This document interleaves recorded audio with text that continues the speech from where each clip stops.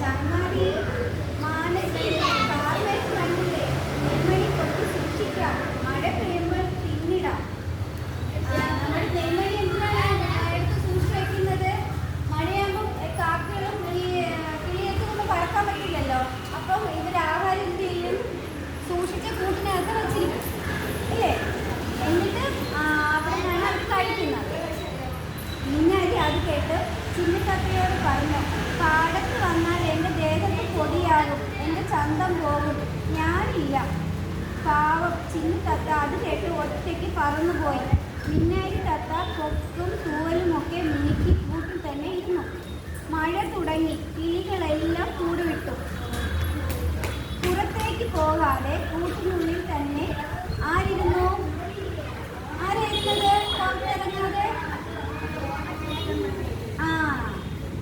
എല്ലാവരും അവർ ശേഖരിച്ച് വച്ചിരുന്ന ആഹാരം കുറേശ്ശെ കഴിച്ച് വിശപ്പടക്കി. മിന്നാരിയുടെ കൂട്ടിൽ മാത്രം ഒന്നും ഉണ്ടായില്ല. അതെന്താ ഒന്നും ഉണ്ടാവാത്തത്? മിന്നാരിയുടെ കൂട്ടിൽ ഒന്നുമില്ല. അതെന്താ ഉണ്ടാവാത്തത്? ഈ നെൽമണികൾ സൂക്ഷിച്ചു വെക്കാൻ വേണ്ടിയിട്ട് പുറത്ത് പോയോ? അപ്പൊ എന്ത് ചെയ്തുകൊണ്ടിരിക്കായിരുന്നു? എന്ത് ചെയ്തുകൊണ്ടിരിക്കായിരുന്നു? മിന്നാരി തത്ത എന്ത് ചെയ്തുകൊണ്ടിരിക്കായിരുന്നു? അങ്ങനെയാണോ പറഞ്ഞത്?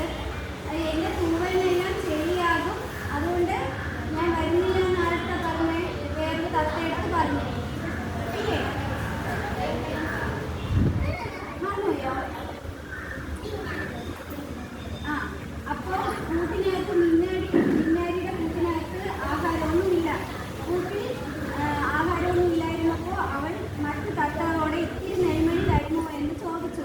അത് കേട്ടതും അവർ പറഞ്ഞു, സുന്ദരി എന്ന് പറഞ്ഞ് നടക്കും മിന്നാരി തത്തേ. അവളെ കളിയാക്കിയാണ്. ഇല്ല, തരാനൊരു നെൽമണിയും എൻ്റെ അടുത്തില്ല. മിന്നാരിക്കുണ്ടോ? തീറ്റ് തേടാൻ അറിയുന്നു. അവൾക്ക് എന്താണ് എപ്പോഴും ഒരുങ്ങിയിരിക്കണം. ആഹാരം തേടാനൊന്നും എന്തിന് സമയമില്ല.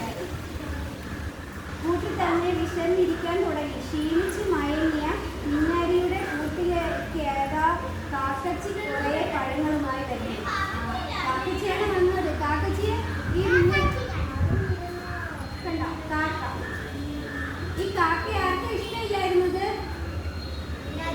മിന്നാരിക്ക് ഇഷ്ടമില്ലായിരുന്നു. അപ്പൊ ഇഷ്ടമില്ലായിരുന്നിട്ട് പോലും ആ കാക്കച്ചി എന്തുകൊണ്ട് കൊണ്ടുകൊടുത്തു? കുറേ ഫ്രൂട്ട്സൊക്കെ കൊണ്ട് കൊടുത്തതാണ്. മിന്നാരി തത്ത ചങ്ങാതി പേരൊക്കെയുണ്ട്, മാങ്ങയുണ്ട്, മധുരിക്കും കായ്കളൊക്കെ ഉണ്ട്, വയറ് നിറയെ നീ തിന്നോളൂ. അപ്പം മിന്നാരി പൊട്ടി കരഞ്ഞു. കാക്കച്ചിയെ ചേർത്ത് പിടിച്ചു. എന്നിട്ട് ക്ഷമിക്കണേ കാക്കച്ചി, നിന്നെ ഞാൻ ഒരുപാട് കളിയാക്കിയിട്ടുണ്ട്. മിന്നാരി പറഞ്ഞു. പിന്നീട് ഒരിക്കലും മിന്നാരി തത്ത അഹങ്കരിച്ചിട്ടില്ല.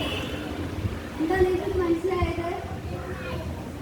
മിന്നാരി തത്തെ പോലെയാണോ നിങ്ങളും? ആണോ? എപ്പോഴും ഒരുങ്ങിയിരിക്കോ? ശകല ഒരുങ്ങോളല്ലേ?